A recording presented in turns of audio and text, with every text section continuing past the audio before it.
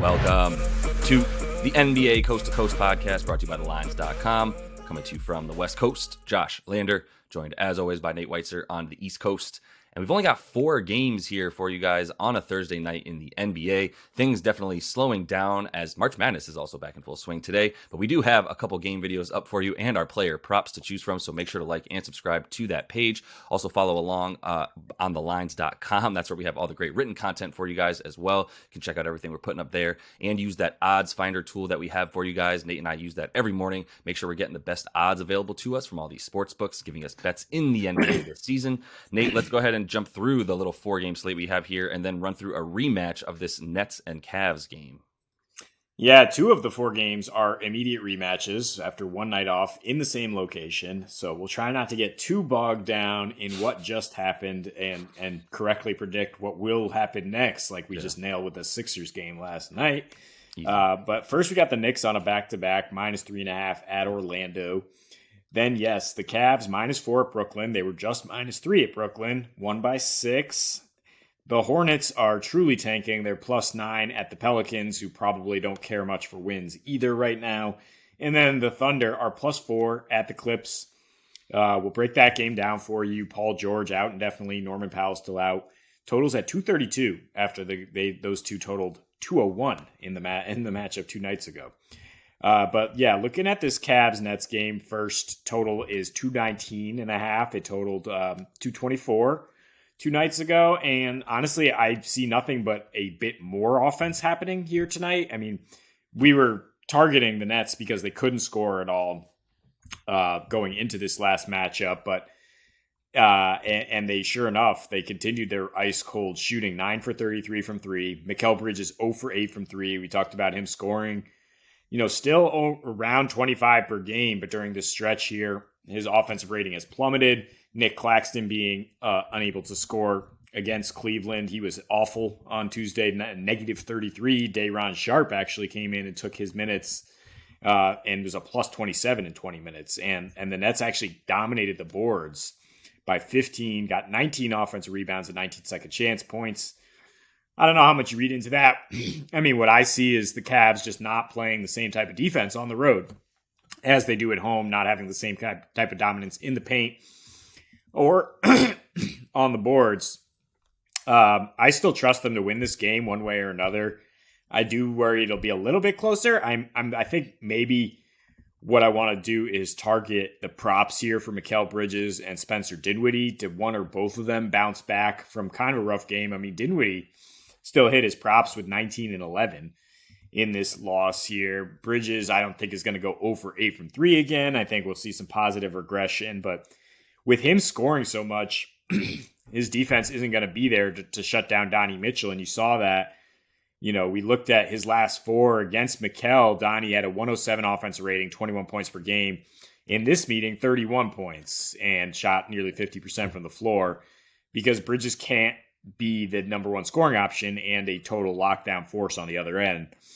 And then you got to mention Karis LeVert, who I think is a wonderful props play tonight at just 10 points, averaging 18 or so in his last 6, including getting 18 in this first matchup. And because now he rolls with the second unit, the Cavs are much more reliable offensively because they actually have somebody who can create on that unit.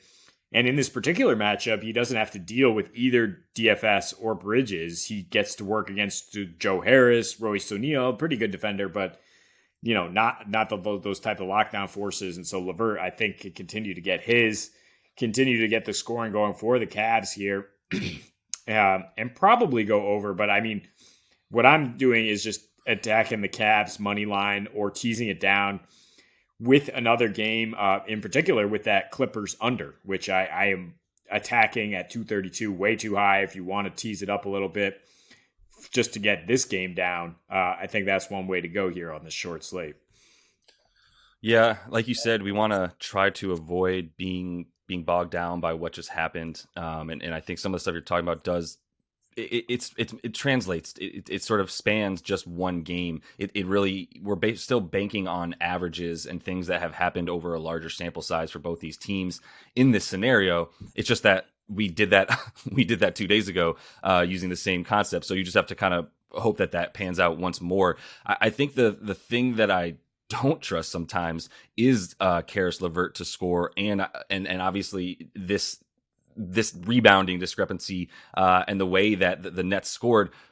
I kind of believe in that, to be honest with you, because I think one of the things that helps offensive rebounding is not necessarily just having giant guys down there that big men like Jared Allen and Evan Mobley can just find a body and get on. You got to be a little bit more slithery and shorter, but still long and rangy, and that's everybody on the net. So I think there's a reason that happened more than just, a fluke anomaly, especially because both those big men were in for the Cavs and are going to be playing again tonight. And we know Jared Allen loves playing against the Nets and continues to play really well against them as well. Actually has some pretty high props tonight, but that's the expectation that you have for him. So I do like points in this one. A lot of the reasons that you were talking about, that I know it's still a little bit scary, but I think Cleveland on the road is something that we can bank on a little bit, especially against the East, as you talked about, and the fact that they're scoring in a way that, I mean, honestly, you can score really however you want right now against this Nets team. I know they're good in certain areas on the floor, but like Nick Claxton being your stopper down low with two guys that can get pretty much to their spots at will in DG and Donovan Mitchell,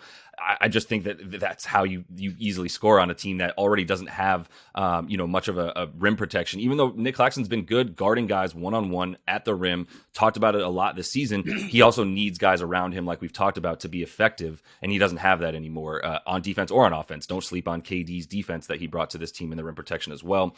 That's why I kind of finished with just saying one of these dudes is going off. Again, Donnie did it last game. It could be DG, who is a nice compliment to him. It's not like he didn't play well and score a bunch of points in his own right, but one of them will do that again. And it could be Karis LeVert in terms of another guard that can come in. I know his props are lower than the other two, but that's where the defense here for Brooklyn is weakest in terms of the guards coming down with the ball in their hands, one-on-one off the dribble at the point of attack more so than anywhere else. And you saw where Donnie Mitchell hit two of his super long threes from dead on, because that's where they are weakest, right? Is at that point guard position, even that shooting guard position as well. Two spots that the Nets struggle with. They have all season, and even after they got new guys onto the team, and there was no more Kyrie playing awful defense, they still haven't really guarded guards super well since that time frame and around All-Star break. So I think that's why I'm scared of the Cavs in general. Like, this is a team that can guard you all over the floor, and if one of their two all-star guards can do his thing enough to break down a defense, then there's going to be a lot of ways for them to score off of that, and that's going to continue to be the case tonight. They have more ways to score, but I think Mikal should come back with a bit of a positive regression, in my opinion. I know we talked about that a little bit too. 18 points. I expect him to get above 20 in this game. I don't know if he's going to get 25 like he's been averaging, but he's going to get closer to it, I think, than the 18 he scored last game, and that's why I do feel pretty good about this game getting over 220. Yeah, I mean, we look at the Cavs and their ability to just beat bad teams, and that's what we were hammering here 2 nights ago. 9 straight wins over Eastern teams out of the playoffs, and now and they're 30-10 against teams below 500. Brooklyn is neither, but that's what we consider them at this point. And their ability to score. I mean, I don't know how you worry about Karis LeVert scoring. He's a bucket. I mean, it's just that he fell out of the rotation for a couple months because he doesn't defend very well. But that Nets second unit is not that impressive. And another thing we talked about is them scoring such a high percentage of their points off the 3 ball. Cleveland being dead last in opponents' 3-point shooting, but limiting the number of attempts. So the fact that Brooklyn got 33 attempts off is encouraging, I think, for their offense. They only managed to hit 9, but generally, when you're able to get those looks against Cleveland, teams are able to knock them down. I think more of them will be falling tonight. And yeah, I mean, it's a bit of a bounce back opportunity. I worry. The only thing I worry about, the reason I wouldn't just hammer this like I did 2 nights ago, is now Cleveland's like very locked into their seeding. They're 4 games ahead of the Knicks and 4 games behind the Sixers, right, and they have almost nothing to play for. Maybe it's a little early to just rest up. Maybe, I mean, you do want to carry some momentum for sure. You got like, still 2.5 weeks left of the season, but maybe also you don't really care if you lose one to the Nets here, split one, and let them start to creep into the actual playoffs, because they are a weaker draw for everybody. And let's face it, you would much rather see the Nets than the Heat in the playoffs. So we'll see how teams handle that down the stretch. That's my one concern. about them handling this again, but we've seen nothing to this point to indicate the Cavs are going to have a mental lapse like that and not give it their full effort.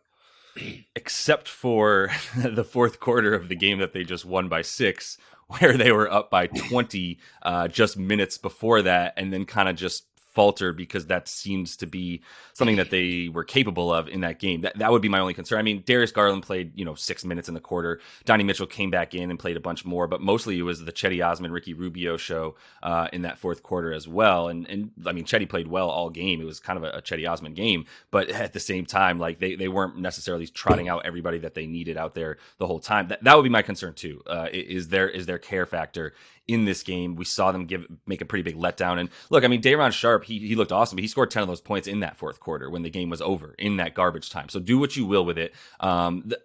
There was some aspect to, Donnie Mitchell just being sort of cocky as hell because everything was going in. That's the other part of that game that we do need to talk about, is that for the first 3 quarters of the game, the Cavs were shooting 55% from deep. Like, I don't know. Can you do that again? No. Yes, but probably not. 45 is still really, really impressive, and I think it still gets us over that. But yeah, the fourth quarter, where they scored 21 points, which was a pretty low total for them in that game, was a reason that it kind of like faltered at the end. I think if you believe in the 3 quarters that we saw a lot more, even if it's not the insane hot shooting that they had, there's going to be opportunities like this for them to continue to get those buckets like we kept talking about. So the Thunder here, +4 at the Clippers. It was around +3, totals standing pretty steady at 232. And that is where I start for sure. I'm not just basing it on the fact that they only hit 201 on Tuesday in a game that was played with a 95 pace, in a game where both teams shot abysmally from the 3-point line. But I guess I am saying that because that's pretty much what you will see when these two teams face each other. I mean, they're kind of like built the same way in the terms of just like endless wings. Not good shooting the 3, but also good at limiting what the other one does. Like OKC, only 2 fast break points in that game, only 12 points off turnovers. They're top 5 in both of those things since the All-Star break. OKC only 14 free throws as well, and that's they're top 10 in that since the All-Star break. But LA, number 4 limiting free throws on the season at home, not getting many free throws on the other end. And so you're looking at a Clippers team that's, of course, now going to be without Paul George probably for the rest of the regular season. Norman Powell still not ready to return.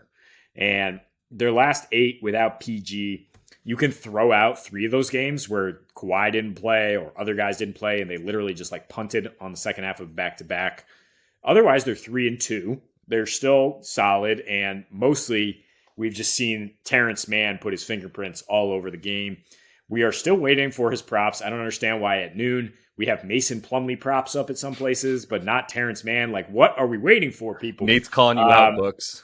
Yeah, but T-Man, 20 PRA, roughly, whatever it is. I think you want to go over that. I mean, he might only have like 9.5 points because he hasn't been playing much lately since they got Russell Westbrook. But I think now he slots into that small forward role, plays a ton without PG. Look at his last 8 without PG, the last 8 competitive ones for the Clippers, the ones they didn't punt. He played 34 minutes, 15 points, 5.5 boards, and had his fingerprints all over, like I'm saying. And it was just really good defense from the Clippers. I mean, he is an energetic guy who's connective on the offensive end, helps them get shots at times, but he's a much better defensive presence. And you look at how they won those games. I mean, the last 5 they were competitive. They all went under, first of all. They went 3-2. And they allowed just 44 points per game in the second half. That's against Atlanta, Dallas, Denver, which is their biggest Achilles heel. Those all went under.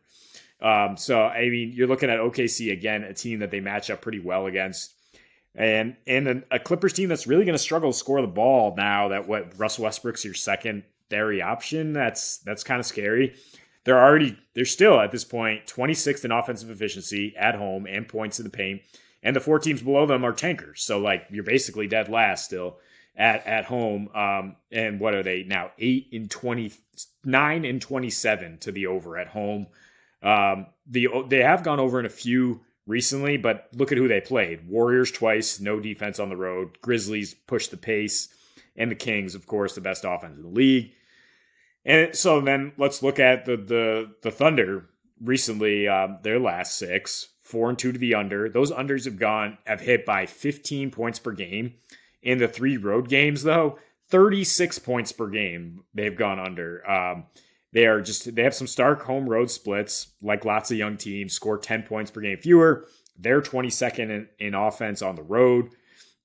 But they are pretty good defending the 3-point line. They play at a pace 2 possessions slower as well.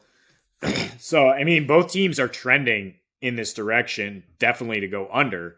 And the Clippers recently, regardless of where they've been playing, have been going under. I was ready to hit an under no matter who they're playing. And then I see their next 2 games against the Thunder and against the Pelicans. Both of those seem ripe. I mean, we obviously don't have a line for Saturday against the Pelicans, but I'm like, man, I just don't see a lot of points being scored with this Clippers team right now. And I think the pace is going to be even slower without Paul George, or it's going to be even less efficient because Russell Westbrook has the ball in his hands more. And that's the thing. I mean, what's so interesting is, I mean, Russell Westbrook only got 26 minutes in this last game, and it's still, wasn't enough for him to impact the pace like he normally can, where it's just like, if Russell Westbrook is in the game, then the pace is faster, period. And he's going to get more this game. I still don't think that's enough to overcome the 31 points or 32 points that they went under this total in the last game. And so I'm not really sure what that's about. The Thunder play fast. They play fast everywhere. They want to get it and go and get it right into the paint. They play in a style that is Shai Gilgeous, Jay Williams, and Jalen Williams, Jay Will, and also Josh Giddey. Like those 3 players are going to get it and go. They can all get rebounds and they can all get into the paint and either finish or dish. So, and get to the free throw line. So like, that's even when they were trying to do that last game, it's exactly what the Clippers decided that they were going to focus on. I mean, Ty Lue's a really good coach, and that's what they did. They got back, they stopped those fast break points, and they've been doing that decently well, especially in the last 8-9 games that they've been playing better, and they've been playing like a team that is getting it together a little bit here. But this loss of PG does impact things a few ways to me. I mean, if it's more Terrence Mann and more Russell Westbrook, it's more pace and it's a lot more speed. I think that's why they kept this total high, and I would caution us against getting too comfortable in the what we just saw and using that as our primary, candidate for, or our use case, let's say, for what we're banking on this game and what we think will happen in it. That said, 232.5 still just feels high in a game that, like you said, they know what they are trying to do to stop this Thunder team, that it's like similar to kind of playing the Raptors. You get those hustle points, you crash the boards, you try to get into the paint, you have long rangey guys with a few shooters, but not very many, to be honest. Probably more on this Thunder team. And something that should not be slept on, that I was like watching this last game, the Thunder and the Clippers game a couple nights ago, going, oh yeah, Lou Dort is like really freaking good at defense, and he has not been playing all season. And this Thunder team has just been giving up points all over the place in the shooting guard position, especially where PG is not going to be, plus Lou Dort is going to be. And I finally get to say he's going to be able to put them in the torture chamber again, because he has been playing all season. So with that in mind, he also does help their 3-point shooting. He has not had a good season by any means when he actually has played, but it was much earlier. And there's got to be some positive regression if he's going to be healthy again and has his minutes and his rhythm coming back. There's at least a bit more shooting for him. I say all that to say, like I tweeted yesterday, just blindly slap on the Thunder spread, whatever it is. They hit it 67%. They cover it 67% of the time this year. Obviously best in the league, because we still are just sort of underappreciating what they do. No Norman Powell and no Paul George to me. Like I'm happy to take another Thunder money line on this, unless you think Kawhi is going to go balls to the wall and just go crazy. And if you do think that, which I think, you cautioned against taking any Kawhi overs, even though it's 29.5 points for him tonight, the expectation seems to be this is going to go over because there's be a higher total because of the implementation of more Russell Westbrook and Terrence Mann versus a Paul George, and also even maybe taking out a few guys like a Batum or a Mook at sometimes to get a smaller lineup in there. But either way, like I'm not worried about going under 232.5, but I do also really like the Thunder, and will continue to just hit them probably the rest of the season, assuming they're going to continue to cover at a 67% clip. Yeah, I mean, they might play faster with those two guys, but they're certainly not hitting any threes. No. Their spacing has been awful since they got Westbrook, and they've been struggling from the 3-point line, which is why they've gone under in 5 of these last 6, and at the same time guarding the 3-point line, third best rate. Like I said, the Thunder are the 6th best on the road recently. So I mean, it's just it could be a fast game, but neither of these teams are getting to the free throw line either. About dead last in that department is OKC lately. So that's why I think when these teams have gotten together, 3 this season, 2 of them were very, very early in the season, and Kawhi didn't play. PG missed one, but they averaged 210. And you look at like the last over they hit, the only reason they aren't like 5-0 to the under in the recent is because it was game 82 last season, and something named Georgios Kalaitzakis started for the Thunder, among others. Great so player. yeah, that's about what you would expect when the Clips get 138 in that game. But this should be a competitive game, and the Thunder also are dead last in assist rate in this 6-game span. It's all Shea. It's all Shea getting to the line, tricking people as he does with his wonky moves. But the Clippers know him as well as anybody, right? And they do have some good wing defenders still, especially if Terrence Mann is playing more. I mean, we again just wonder why Ty Lue shied away from that when they went 10-4 with him getting a bigger and bigger role. And now his hands forced. Like, he's going to be in there. I think that means much better defense for the Clippers more than anything, which is why I worry about the stars out situation when you said, like, Thunder going to cover, right? Again, I also worry about the young team being on the road, and then anytime they're road favorites, all of a sudden they just flop. So they're only slight dogs here. It makes me think a little bit about them being expected to win this game, about the Clippers being, galvanized on some rate to say we're going to win without PG, who frankly I'm just not a big stan for Paul George. I just don't think he's that important to what they do. I think, yeah, and I'm worried about a Kawhi under because I think he can pick up the slack and score 30 plus. Dort might be a pretty good defender, but I don't think he's going to be locking up Kawhi. No. Jalen Williams is going to be the one guarding Kawhi like he did last game for the entirety of the game. I didn't say lock him down. I said the one guarding him. And I know that because I'm going to talk about Jalen Williams in our player props video, and I'm going to bring up the fact that he's going to continue to get close to the 40 minutes that he got in this previous game against them because he spent 70% of the time that Kawhi was on the floor guarding him, and the entirety of the time that Jalen Williams was on the floor guarding him. So, I mean, he did fine last game. I'm not saying he's going to shut Kawhi down, and Kawhi is still capable of going off for 30 against the Rook. But yeah, either way, like it's going to be him guarding him. Look, don't get me started on Russell Westbrook coming to this team because Terrence Mann should be, and you're right, if Terrence Mann comes on and they give him the time, like we know what he's capable of, man. And that was not a pun. I just was comma man. So like, I think at this point you've got to expect him to get his when he's out there. I do agree. There's a little bit of fear that the stars out and the young guys in and sort of the role players in going like, all right, we're going to win this one. We've got the gusto, more so than our starters do. Russell Westbrook cares. He always cares. We know that. And he's going to get probably closer to 35 than the 26 minutes he just saw.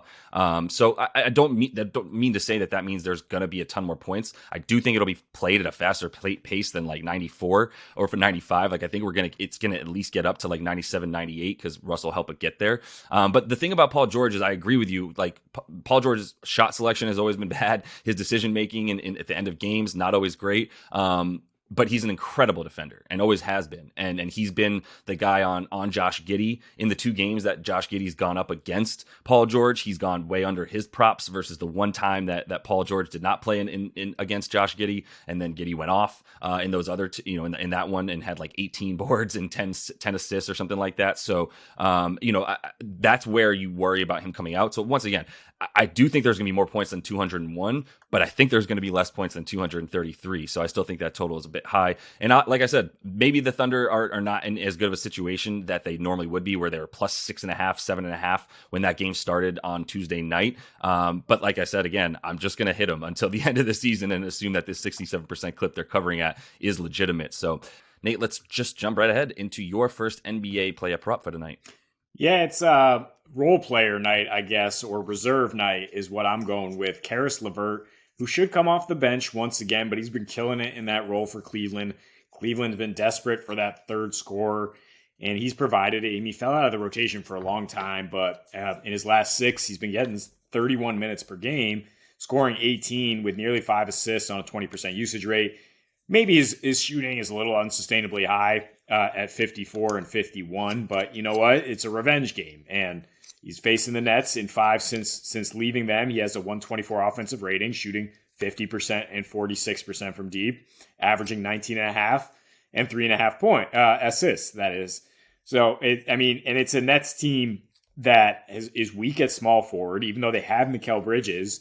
They've still been giving up the third most assists to the position, the 6th most points to them in their last 15, because Mikal is the number 1 scoring option, and he's not able to lock up at the same time the way he was in Phoenix. Either way, I mean, he's going to be tasked with trying to guard Donnie Mitchell and Darius Garland. And then LeVert gets to come off the bench and work against like Joe Harris, Seth Curry, exploit those kind of mismatches. Like he should continue to eat. This exact matchup happened, of course, 2 nights ago, and he had 18 points and 4 assists in 31 minutes off the bench. Isaac Okoro started, was a non-factor offensively, as he always is, in 20 minutes. So LeVert, 10.5 points seems just really low, even money. You can tack on 3 assists. You can get plus odds for him to get 4 assists again, but I'd rather just take the points and assists because I honestly think he's going to get 13, 14 points. And then just 1 dime off that. I would hit an alternate line here up to 13.5 for points for LeVert. Because like I said, he's averaging 18 in his last 6, and I don't think that trend is going anywhere. No, I agree. The thing about LeVert is, they're going to need to play him against those scrubs because if you see what he did in the last game, like there was some time that he was on the floor with the starters. Royce O'Neal locked him up, did not give up a single point to him in like 4.5 minutes. And then Spencer Dinwiddie played a little bit against him as well. But once Joe Harris or Utah, stop jumping Utah, you're going to keep getting dunked on Watanabe, and then also we got like some Darren Sharp on him, some Dayron rather. So like when he's playing against on that second unit, 10.5 points is just kind of unfair. Like he's going to be better than every defender that's going up against him on that unit for sure. So I'm going to go with a guy that we both think pretty highly of tonight, and that's Jonas Valanciunas. Points and rebounds tonight. I mean, look, it's another situation of just like there's a center who can score and get rebounds playing against the Charlotte Hornets, who are already really bad guarding that position and are going to be worse because they only have Nick Richards in tonight. Mark Williams isn't even available. Not that he's much better guarding centers. Both these young guys obviously still getting a lesson from some better big men. Minus 118 for the points and the rebounds tonight. It's 16.5 points because the boards are close to like 12, which is pretty high as well. But I don't know if you'd worry about that too much. In his last 3 for Jonas, we're talking about 21 points a game. And if he's going to score at that rate, like he's also getting 15 rebounds. But if he's going to get 20 points, like I'm pretty confident in him getting a double-double tonight. So you can feel pretty close. Even if he gets the 16.5 points, basically, I think it's pretty much a lock. And that's a bet I feel good about. So the 32 minutes he's been getting as well with a 25% usage rate, like he's like option 2, 3 at this point. I mean, definitely 3 when CJ and BI are out there at the same time, but like they're looking for him to shoot as well. And he's, like I said, playing against Charlotte. The last 2 he's been playing against Houston, San Antonio. It's another tanking team. New Orleans is not exactly like gunning for things. I mean, I'm sure they're still trying because they've got BI and CJ in the lineup and they'd like to stay in this play-in tournament. But it's like they're playing against teams that are just not trying at all, and that he's still getting the minutes because they also know this is just a great matchup for him. I mean, the last 2 times he's played Charlotte, he's averaged 27 points, which is almost at this points and rebounds prop with 17.5 boards in 29 minutes, dude. Like that's absolutely absurd. He's very aware that this team cannot guard him, and I think he'll continue to just go at it and attack those offensive rebounds as well. Dude, he might get 15 rebounds, and then you're easily at that 28.5. Like it's a really good pick for tonight. Yeah, I mean, Charlotte's offense is so rough right now as they throw out those tanking lineups. We talked about taking Kelly Oubre under maybe 22.5 points because he's been hot lately, but he gets locked up by Herb Jones.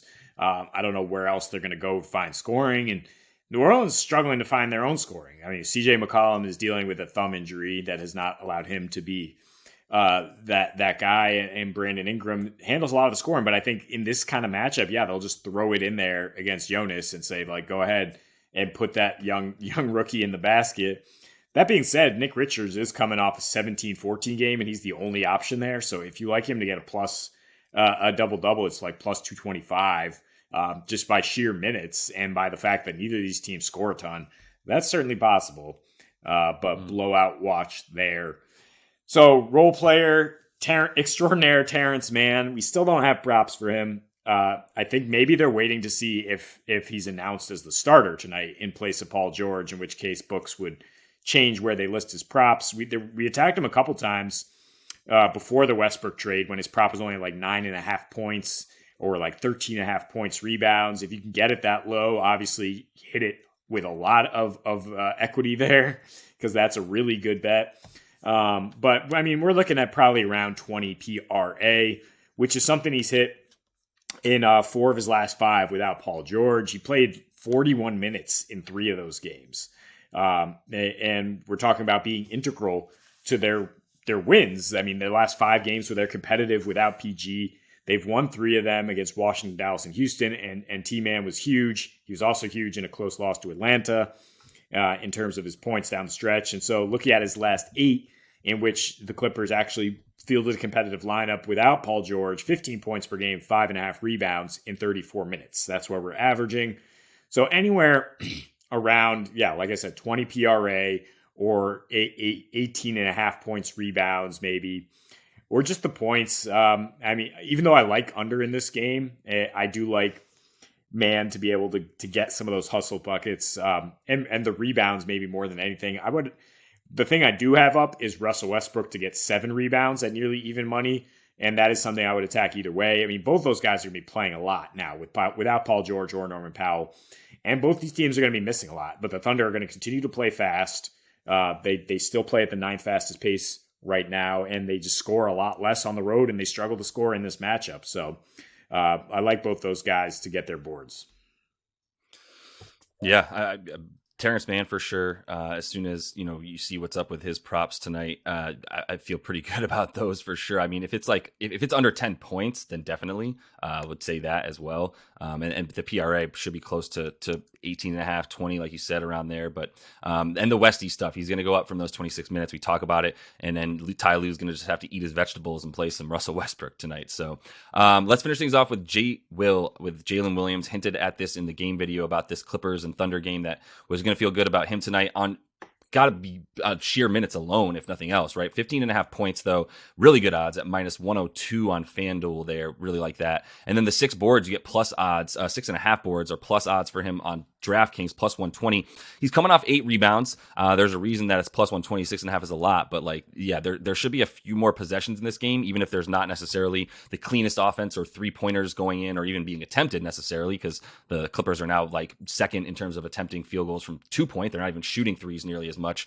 So it's still going to be, a little bit faster pace. Doesn't mean it's going to hit 233, but I think you can still feel good about the Jalen Williams stuff here. He's going to be playing, and that's where I start with this is like he guarded Kawhi for the majority of the time that he and Kawhi were on the floor together. And unless Kawhi was looking for a switch, which was something he was consistently looking for because Jay Will played really well against him, but that's why he got 37.5 minutes in that game. And that's a key for him is can he get the minutes and get over 30? And the interesting thing too is Kawhi didn't really spend time guarding Jalen Williams nearly as much as Jalen Williams was guarding him. It was much more of just a Jay Will guarding him, but not like a, one-on-one matchup the whole game or anything like that, which is good for Jalen Williams getting his buckets tonight.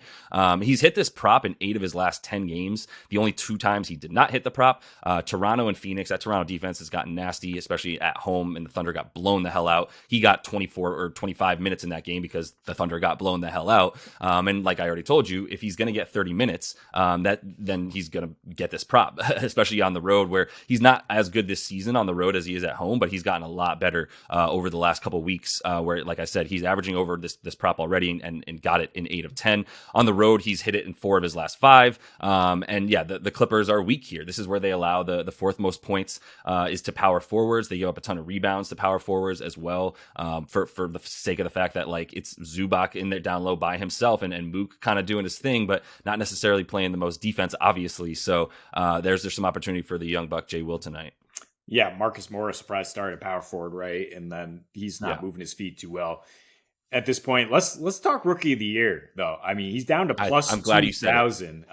For a while he was at like plus 8,000. Paolo minus 8,000. I don't know. I mean, if you just look at the first half of the season, Paolo would let's hand him the award already. Like, he was getting high usage. He's the number one overall pick. Orlando was seeing what they have. Over the last 2 months, Paolo is averaging 18 a game with a 100 offensive rating.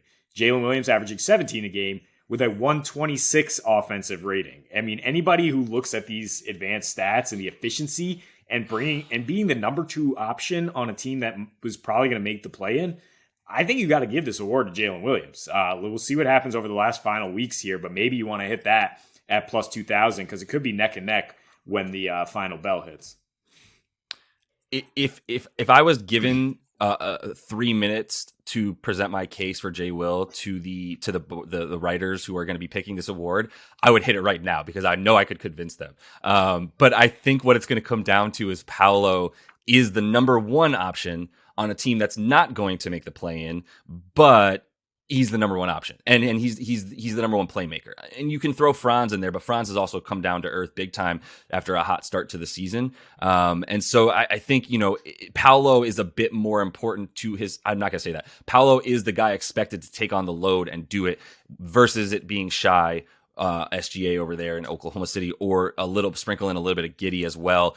What he does, what he's expected to do within his role, though, for Jay Will would be my number 1 argument. I think he's as good, if not better, at what he does and what's expected of him than Paolo is right now. And I don't know what the ceiling is for either of those guys, but I'm so glad you brought that up because why not sprinkle a little bit on that? Plus 2,000 at this point. It was worth it a little, a week ago when it was just slightly higher. So I think it's still kind of worth it. I'm really glad you brought it up because for Jalen Williams, if he has another great performance tonight, man, keep that eye out for the plus 2,000. Let's take the over on him tonight and just sprinkle a little bit on the future since they are a little bit corollary as well. And that is all the time we have for you guys in this one. So make sure to like and subscribe to that page. Continue to follow along. Check out everything we've got up for you today and the rest of this week. And until we see you next, happy betting.